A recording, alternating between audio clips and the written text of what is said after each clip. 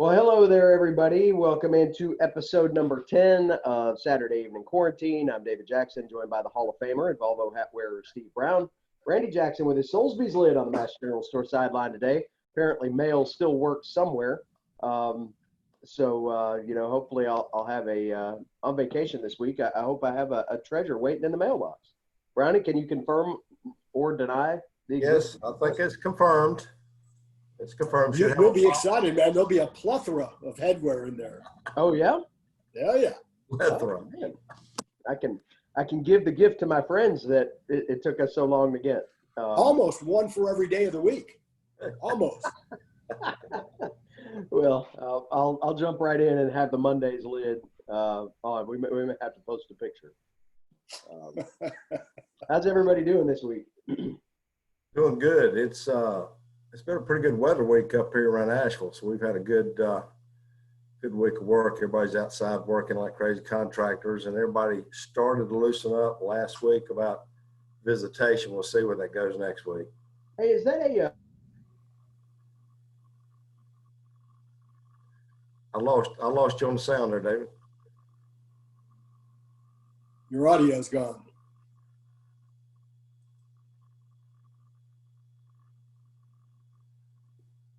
And your picture's frozen. Oh, okay. I heard you now. okay? Is that a Grammy statue on the lamp behind you there? It just looked award quality. I had to look around. I'm in Charleston too. I was like, what? What?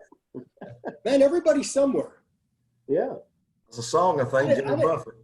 I had an interesting week, man. I'm like filled with bruises and cuts, and I had a bike wreck, which I rarely ever have, and was really weird. I was actually turning into my driveway at a fairly good rate of speed, and as I was in the turn, the front tire blew out. Oh. And man, I went flying. Thank goodness for helmets. But I thought I broke every bone in my body. But On the Tour de France, you didn't have your crew with you right there with a little Saab and a bike rack. Funny thing is, there's a lady that lives across the street who was sitting out on the front porch, and she witnessed the whole thing. She gave me a 9 for it. But I mean, she was all I know is I looked up laying on the street, and she was standing over me going, "Do I need to call an ambulance?" So you didn't make the yard. You jettisoned on the road. I jettisoned. I was turning to get into the driveway, and that's when the tire blew. So the front wheel was going in a different direction. My momentum was still going forward. Oh. So I flew off the bike. I don't know whether I went over the handlebars or what, but man, it wasn't pretty. Wow. Lucky you didn't hit the mailbox. I know. Very, very close. Man. Very close. That's crazy. That's crazy. Well, glad to know everybody's okay. I did that with roller skates once down in the cul-de-sac. We had this idea that we could take off. There's a little hill that goes down in the cul-de-sac near his house, and we had this idea when we were kids that we could take off, roll straight on roller skates, and have the front of our skates hit the curb and launch us into the yard, and that worked. And it launched you pretty far. So we did that once. That's funny. No more. So, well, we need to get into it this week because we got some stuff to get through here. So let's go ahead and start the program. It's great to have our friends at Soulsby's hooking us up with the headgear. Appreciate that. I can't wait to wear mine. I'm gonna make it look like the NBA draft when I put my hat on. Really comfortable hats, man. Was it a bucket full of hats? Not a bucket full, a box full. And there are all kinds of different styles. There's a little camo action. There's all kinds of good stuff. But that way, the next time you land, sometimes you put on hats and they don't feel good. Other times you put them on and they feel great. These feel really good. Nice. Awesome. All right. So Brown. It's a banquet beer, guys. All right. So let's go back to Brian quick for a second. So our man, Tim Anderson, I hope I got your name right, Tim, because I'm toggling between many things. Tim Anderson found us a clip that he took of that catch. He was a member of the video crew back in the day, and so he sent us this. This is the catch that we were talking about that was way overthrown. This was against Furman in 2008, and this is what old Tim got for us here. Y'all see that? Yep. Oh yeah. And you can hear it too, right? Yeah.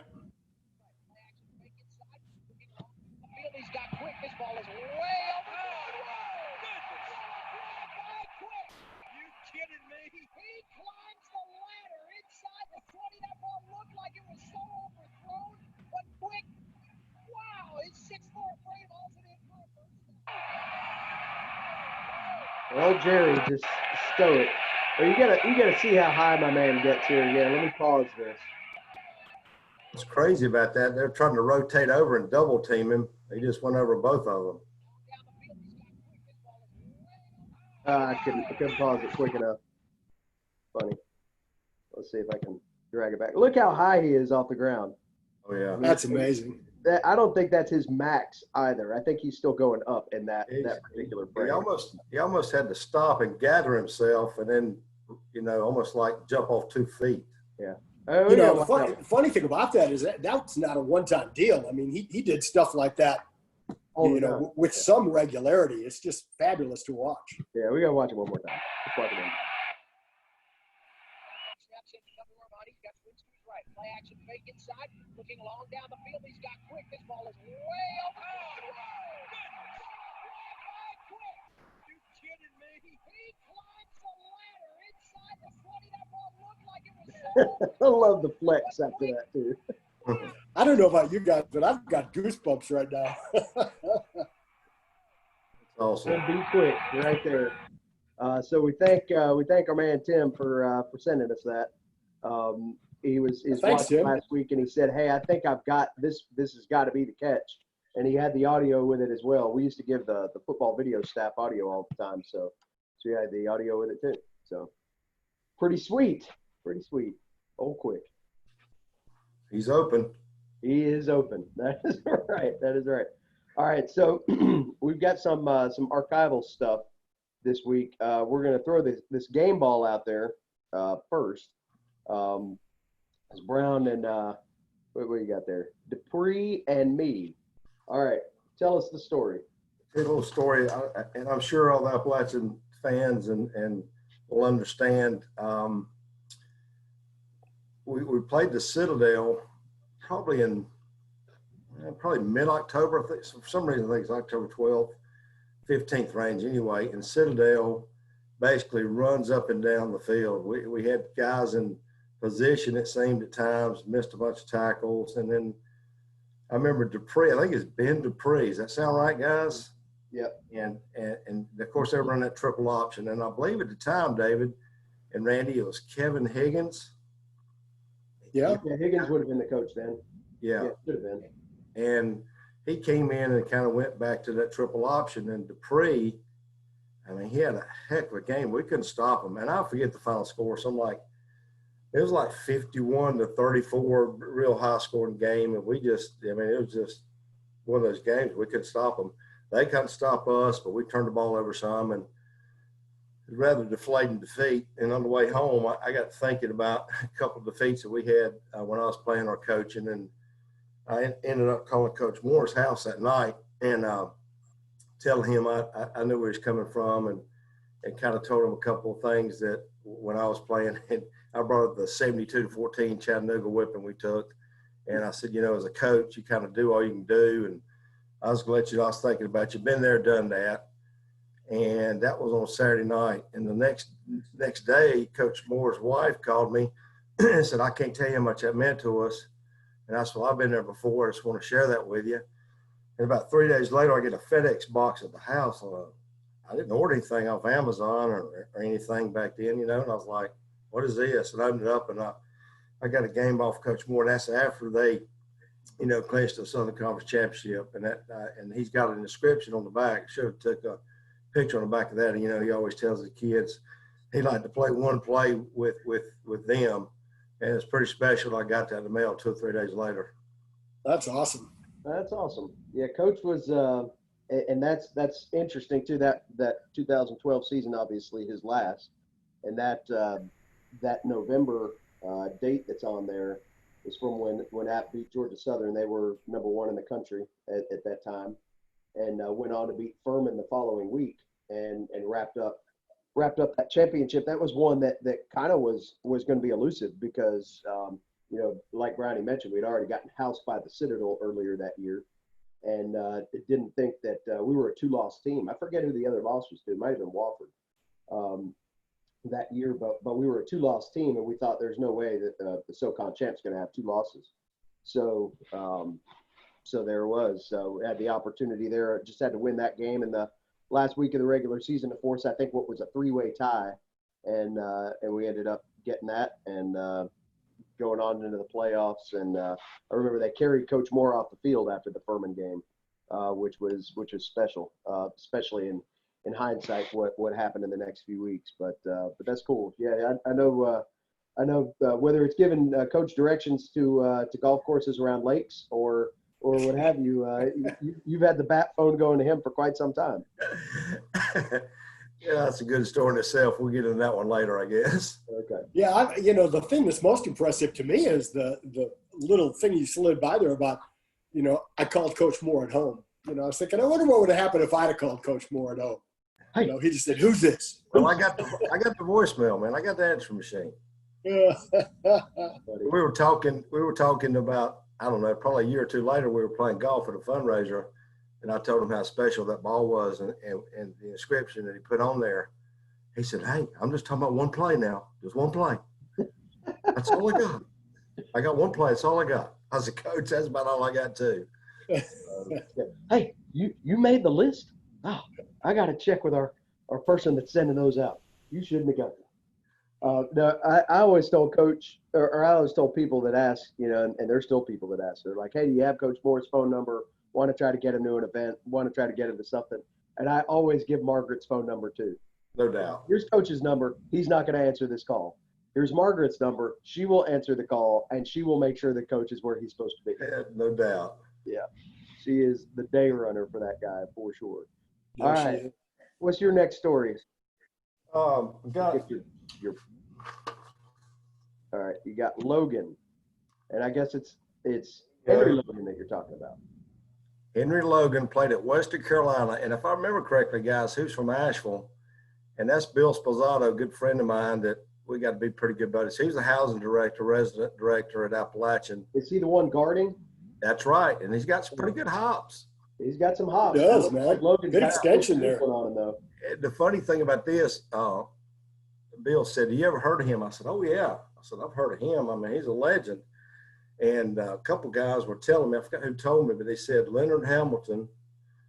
Is that the guy that's the coach at Florida State? Florida State now. Yeah, and then he coached MJ for a while in the league, and I mean, he's been a lot of places.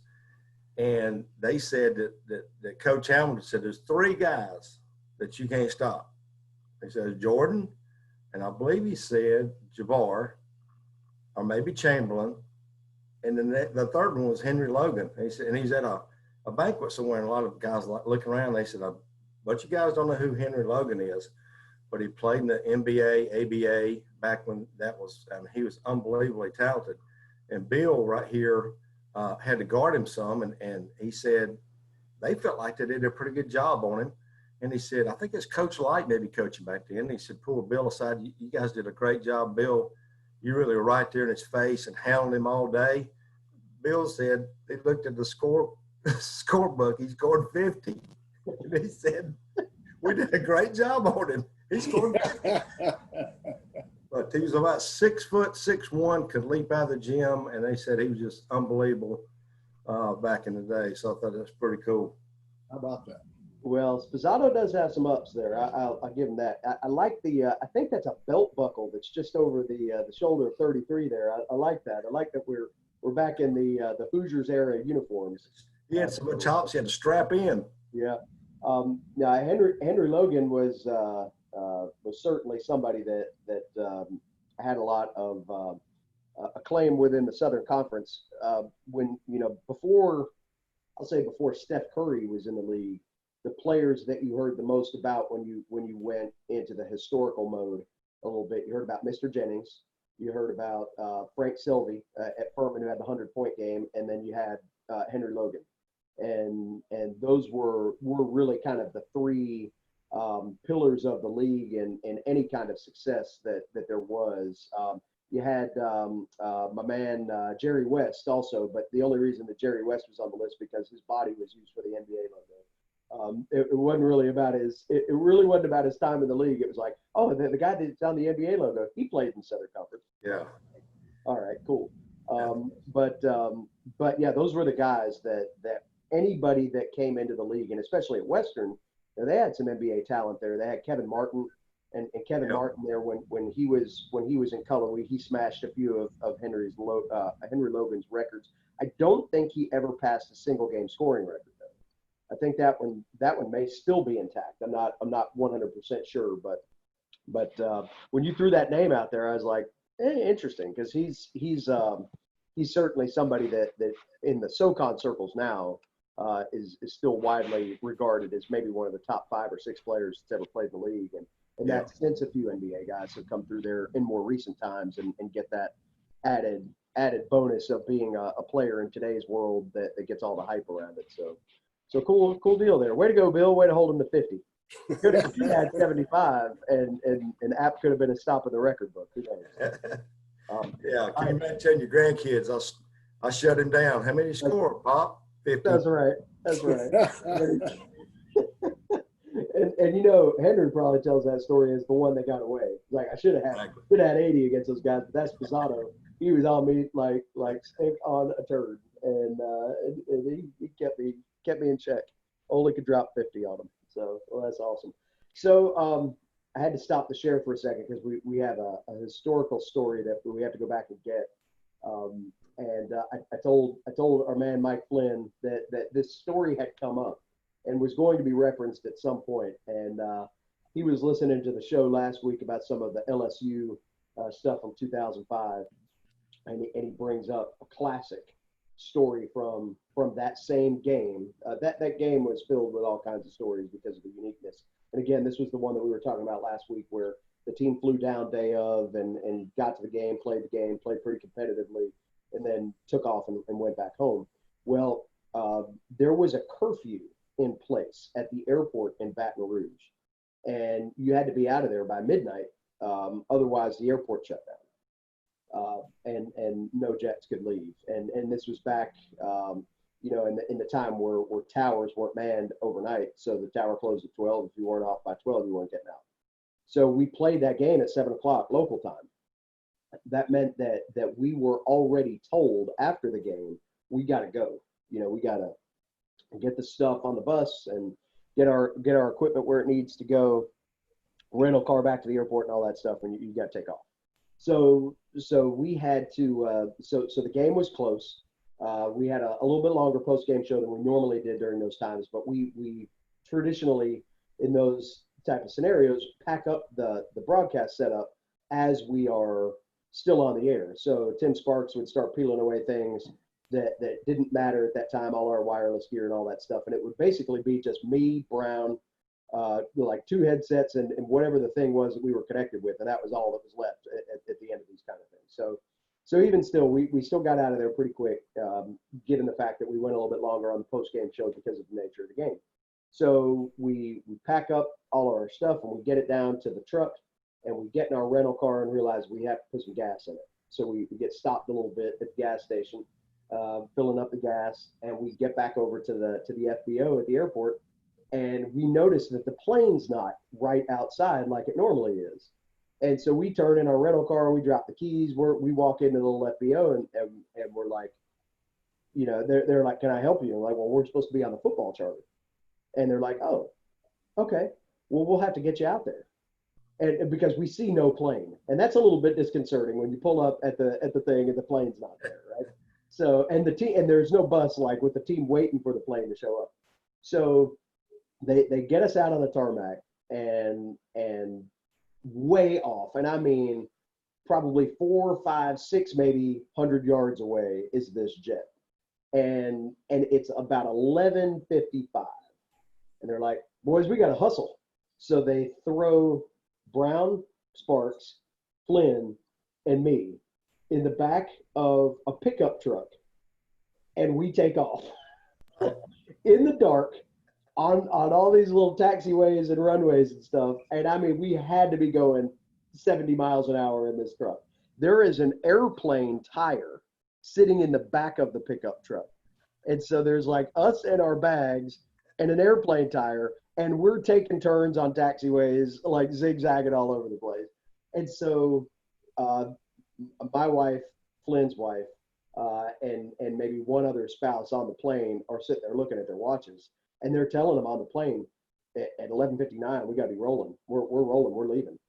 And Lindsay Cobb was the other one. And they're like, well, these guys aren't here yet. These guys aren't here. We can't leave them here because remember, a big part of the story was there are no hotel rooms in Baton Rouge.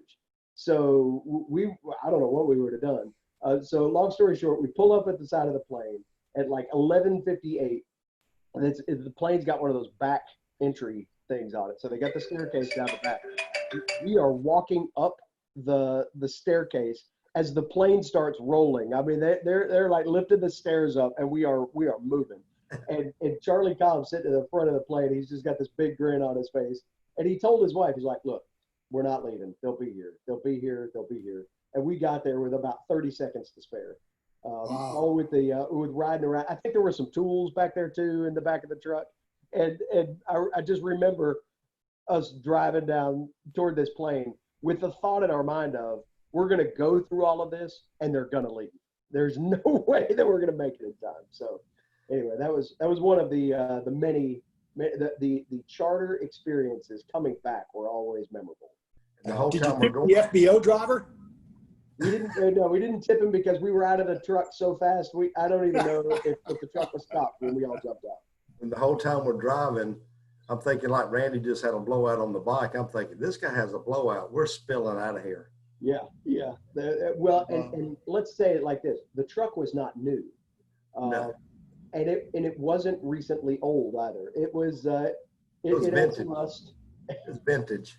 It was, yeah. That is wild. They weren't working on it, getting it cranked up just in the event that they had to take somebody out there. But service with a smile. We got out, we got back, and everything was good after that. So they're always memorable stories like that. All right, let me jump back onto this because we've got our next element, which I think is very fitting that we had the Henry Logan story because we got a little old Mountain Jug recollection going on here. Yeah. So we had, some fun times. I was actually, so since Brown stopped playing, I think, is the way this works. Since Brown stopped playing, I think App only lost the jug, what, twice? Maybe 3 times? That sounds right. 4, I think they lost it. And then it didn't go away till 98. And I was there at that one. That was the first year that Avery was working with us. Brownie had dodged that trip, thankfully. But then 2004, we were back in it again. That was Brownie's year on the sideline, and we lost it then. That was not one of our greatest post-game show efforts.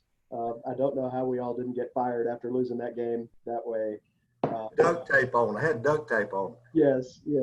Yeah, Avery didn't. That was his last game, and Avery told it like it was. He said cheers. Back anything. And I'm just sitting there going, there's no way I would have a job on Monday. But anyway, so there were 2 times in that period of time that we lost the jug. Well, we had a member of our ASN staff, Leah Odell is her non-married name, Leah Gill now. She put together a montage of that used to run on the video board at Kid Brewer Stadium when we played Western Carolina, and it was kind of set to dueling banjos, and it was clips of different games along the way, and it got updated several times, but it was always her handiwork. So we found that video, and I figured that will spark a few great stories of at Western Carolina here. So I want to show this video, make sure that y'all can see this okay, and we will press play and relive some old Mountain Jug memories real quick.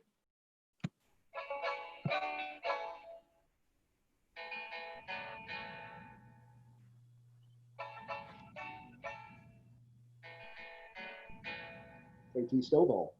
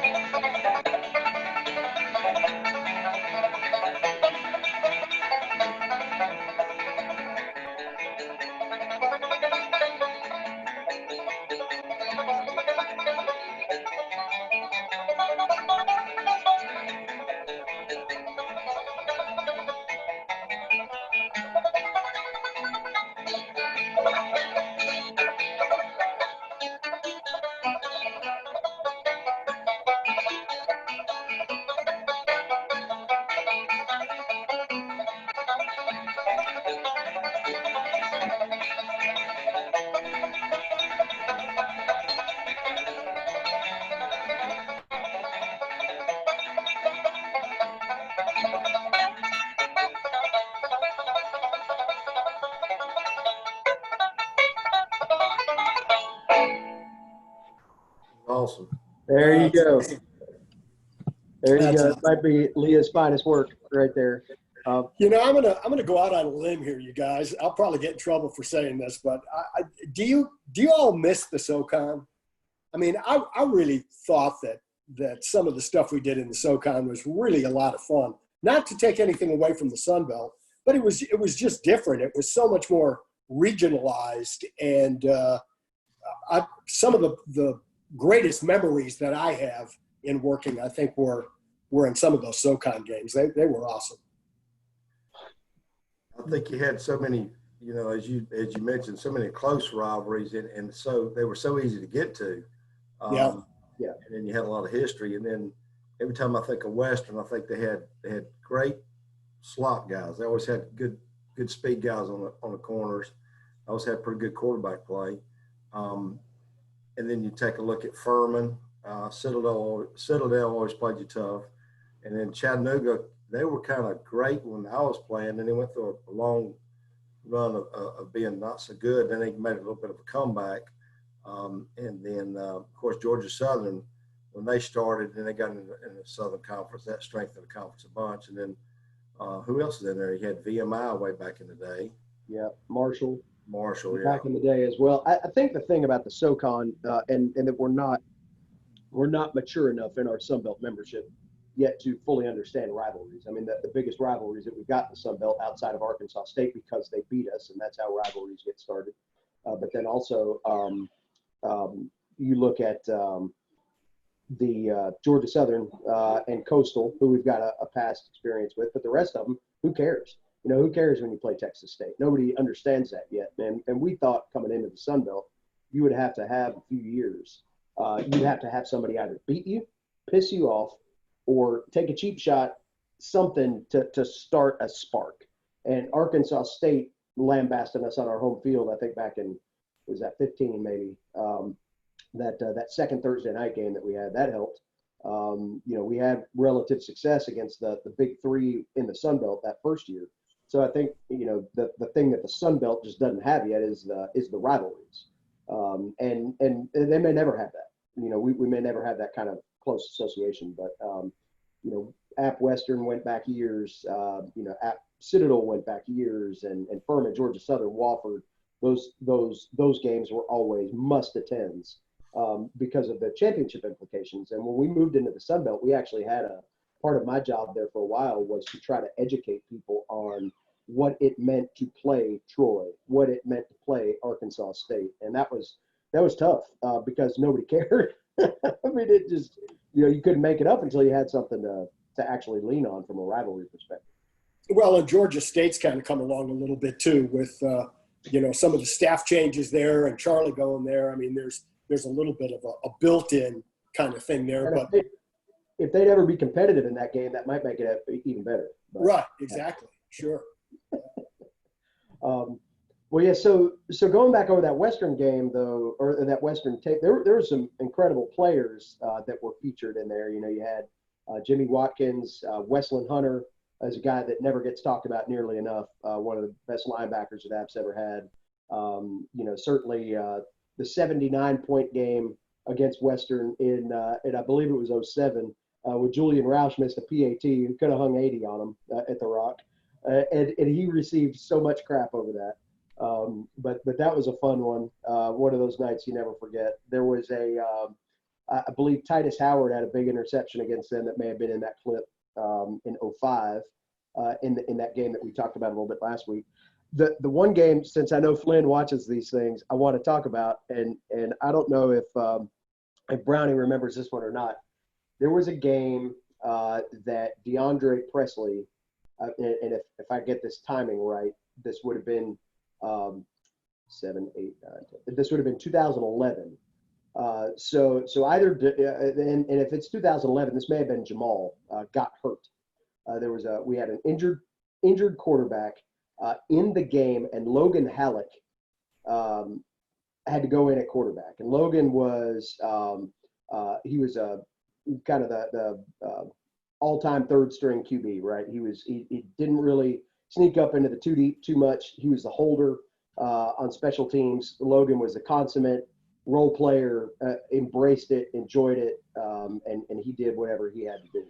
So in that game against Western, you know, Logan has to come in and play, and he proceeds to go 20 of 21 from the QB spot, passes for probably over 200 yards, and we lay one on Western like we're prone to do. And so I you know, he may have gotten Southern Conference Player of the Week that week. I mean, it was a special thing. Well, later that year, Flynn used to do this thing on the website that was always like, let's go back and relive the top 20 moments of the season, or however many moments there were. And it was like of the entire athletic season. My man goes 20 for 21. He has, I still think, and Zach Thomas may have beaten it with a perfect game, but he had for a while at least the App State QB record for completion percentage in a single game. You know, huge feat considering, again, you know, you had Richie with that big game against Furman back in 04. You had Brown, I'm sure, you know, had I think your name was on that list a couple of different times. Logan completes like 90% of his passes. He doesn't crack the top 20 memorable moments of the year. And I never let Flynn hear the end of that. And I got Logan on my side of it too. I had Logan sending him emails. It was like, Mike, what do I got to do? You know, here I get my one shining moment, get my opportunity to play, and hang on for 1 second in the dryer. Yeah, sorry, we're live feed, baby. Looks like Operation Beach in the Rain is about to take off here. But yeah, so Logan didn't make the list, and we just wear Flynn out about this all the time. It's like, what you got to do? I mean, you know, you complete 20 of 21 passes, you can't get in the records. But I remember that. That was awesome. Yeah, I liked Logan. He was a good guy. You remember the? I think it was. I'm trying to think of the year. Let's see. So 5 and 7 must have been 2006 down at Western. Right at the beginning of that game, we just had an absolutely hellacious rainstorm. Rained so hard. I remember there was we had a piece of equipment up top that was apparently floating on the top of the press box. Rain during the national anthem. Yeah, it was right in the middle of the national anthem. That's right. And Julian Roush on the opening drive of that game kicked, got to be probably about a 45-yard field goal in the driving rain. It just put that thing dead down the middle. I remember thinking, you know, here you got this scenario that I mean, and it was raining like stupid hard rain, and he still drilled it. We always had, you know, some of those Superman type moments against Western. The problem was they were always so far behind they didn't really land as well on the all-time playlist, because, you know, it was like a superhuman effort in a 35-point game. I remember The thing I always loved about Western was the holes in the floor in the press box where you could see down to the street. Made you could leave a concerned. foot in one of those holes. Yeah. I remember Brad Hoover. I forgot what year it was, guys, but Brad That was Hoover 98. was playing tailback. Yeah. And he basically was a fullback, but he's athletic enough to play. And they were running to one back and doing a lot of motion, and he was killing us first half. Could And not stop it. yeah, I We would remember. have been a top. We would have been a top 4, maybe even a top 2 seed in the playoffs in '98. And we'd not lost that regular season finale at Western. Yeah, And Brad Hoover went for over 200 yards. It was one of the best games a running backs had at Western. And that was Bill Blyle's first year down there. And, Bill had them turned around. They were competitive again in '99. We beat them, but it was competitive. And they had kind of turned the corner a little bit there. Now Mark Spear obviously is there with a lot of App State ties, and he just recently got a contract extension, and they fight an uphill battle there. I mean, from a funding perspective, as we all know as App fans, trying to get anybody to go to Cullowhee for more than 4 or 5 hours at a time has got to be hard, and they've been able to kind of sneak back up. He had a couple of years where they were right on the cusp of getting back in the playoffs for the first time since '83. And they lost to Bobby Lamb one year in the regular season finale. Mercer kept them from going. He's been close, but it's a tough get. It's a tough get in Cullowhee, and it has been for quite some time. well, in '97 at Boone, I can remember like yesterday, because at halftime, we're going over what we got to do and improve on. And Brian said, "What do you got to do?" I said, "We got to stop Hoover." I mean, he had about 19 carries. It seemed like he had about 130. And in the second half, he ran the ball about 5 times. And I remember going on the post-game show and saying, man, if I'm the head coach and I got to point my finger at the offense coordinator, you got to give him the ball. We didn't stop him. And then the next year, as you said over there, I mean, he wore us out. And we had a pretty good defensive squad back then, and they just were manning up on us. And he would just, hit him, and he'd drag you for 2 or 3 more. Oh, yeah. And they were controlling the ball, keeping the ball away from us. But they used to give him the ball in the second half. We won that ball game in Boone. Well, he had a great career with the Panthers. Is one of their best fullbacks ever, and he I think he got drafted off that App State film, man, because he just wore us slap out for sure. And those were always the trips too. When we go to Western, we'd stay in Cherokee. So there was always go to the casino and do the buffet dinner. Who was it that got so sick that time? Was that Sparks? Oh gosh, I don't know. I remember there. My recollection there is the guy that walked in there was about 98 years old, and all he had was a pair of coveralls on, and if I remember correctly, there was no shirt. Right. He had a walking stick. That was one of the seeds, man. It was, you just can't. That came right out of a movie somewhere. I think we went there for one of the buffet dinners one night, and Sparks got some bad crab legs, and he was in the fetal position for the rest of that trip. I mean, it was bad. He didn't get to do his laundry that trip? No, there was no special tide that came out for that. But yeah. Hold for just a second. I'll be right back. Okay. Oh, we got a live. Might as well go ahead and eat my pancake. Oh man, I don't know. Did you get recruited by anybody that I mean, was Western even part of your recruitment process? Back in the day, Western used to really focus on Georgia football, and they got a lot of guys of that pipeline down in Georgia. We talked about on a previous episode that back then a lot of Georgia schools were not as heavily funded in football like they are now. But when I was coming in East North Carolina, you had Elon, you had all those schools send you. They'd always send you little letters and forms to fill out, with your height, weight, and then they go back and watch film. But your junior year is kind of where they started recruiting you. And so Western Carolina, I don't think at that time they had a very good pipeline in the late 70s, early 80s down to East North Carolina. They were doing so well, going to get to Georgia kids, because back then Georgia had more focus on football. They had fully padded spring practice. So you got a guy out of Georgia, and maybe he started as a freshman and started playing.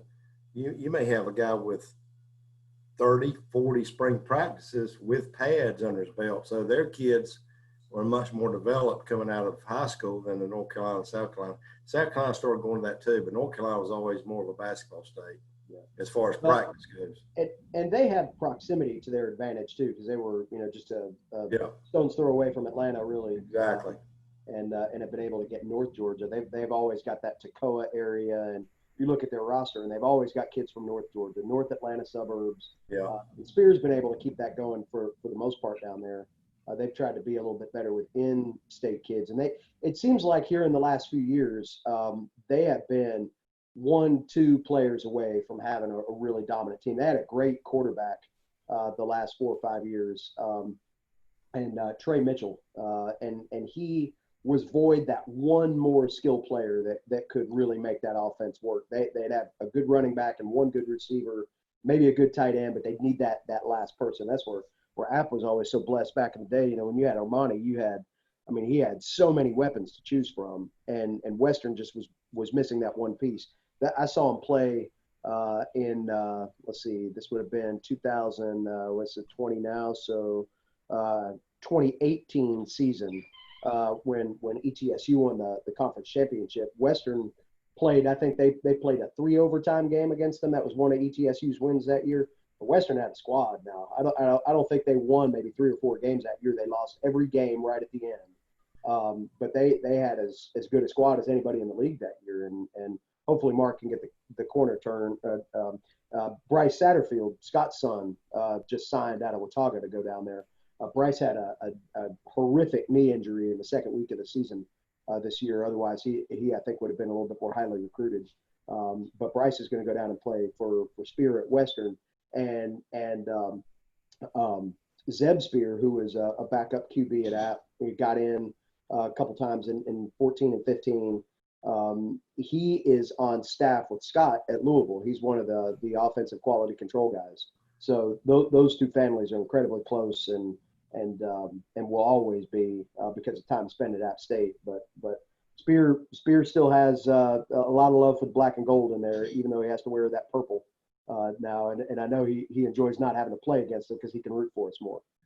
Well, I'm glad he got a contract extension too, because I think if he gets some time, which is what he really needs, in money, obviously, but I think time will kind of help him turn that program around a little bit. I really think he can do it. I think the problem he's had, guys, is defensively the last 2 or 3 years. John Wiley was there. They've given up a tremendous amount of points. And you go back, David, talk about depth. If you lose a key guy here or there, and you don't have that depth at linebacker, defensive end, or at safety, and the guys will find that in a hurry. So that's been their issue more than offense is on defense. Yeah, I talked to a guy that works at Western back during football season this past year, well-respected individual in their athletic department, and he said that the biggest deal with, Wiley got let go, and it said the biggest issue that he had was that he was too cerebral, and he said, you look at these plans and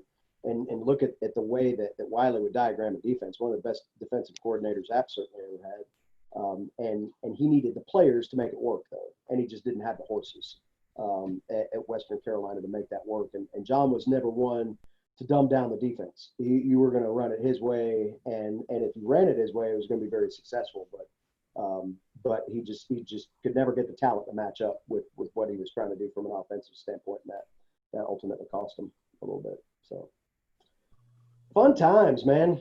That jug is behind a glass case in the athletic center now. I think they threw away the key because it'll never come out. And I know a lot of people have asked about whether App would ever play Western again.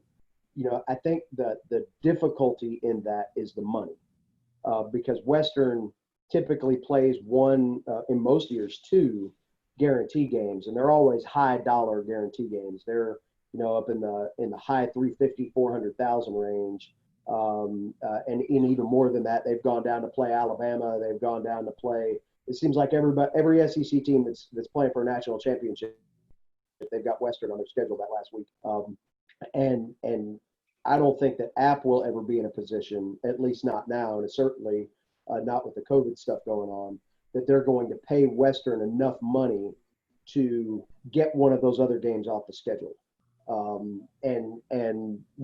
That's what it's going to be about. And it's unfortunate that that's what it's about, but that's what it's going to be about. And yeah, that's too bad. That'd be fun. Yeah. Unless App's willing to pay, $350,000 for Western to make a day trip up from Cullowhee, that game's not coming back. And that was one of the things that when we made the transition, we were hopeful to have more of that. You know, if you're going to play an FCS game, let's make it against the SoCon team so we can, you know, have some of that historic nature come back. And, you know, you probably wouldn't play Wofford, but certainly you could get away with playing a Western, or you could get away with playing you know, even Sanford gave a couple of good games there, you know, kind of down the stretch of the league, and there were some opportunities there that could be had. So unfortunately, that didn't work out. I know Apps played ETSU last year.